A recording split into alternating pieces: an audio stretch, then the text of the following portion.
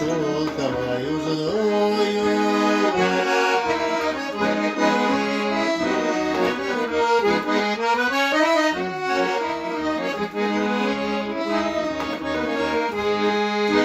Вот поймал парня за ударил шпоры под конником стрелою, ударил шпоры под конником стрелою.